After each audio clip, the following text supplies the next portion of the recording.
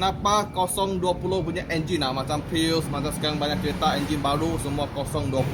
Dia mesti knocking sound, lepas tu makan minyak hitam. Yang penting sini tengok ini piston ring. Okey, piston ring sana ada lubang. Nampak ini lubang. Lubang-lubang kecil ini.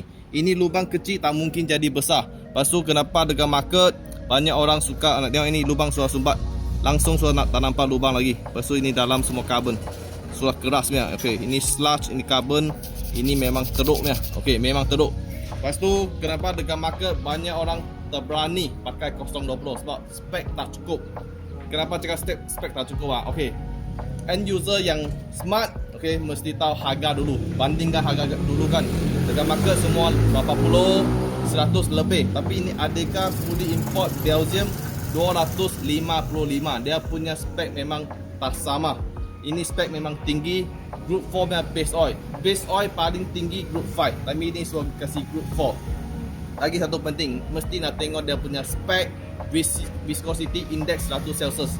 Dia boleh tahan panas tak? Okey, dekat market tu berapa puluh 100 lebih tak cukup spek, dia tak boleh tahan panas. Minyak mesti kering. Lepas tu dia banyak sulfur acid. Dia boleh jadi semua ni carbon. Okey, ini carbon memang dia boleh sumbat. Lepas tu engine mesti knocking. Okey. Yang penting lagi satu barang kenapa ini mau kasih buat rebore? Sebab kalau dia suruh sumbat carbon, ini nak rebore, okey, sebab dia suruh longgar. Piston dengan ini liner sudah longgar, kita nak kasih buat rebore.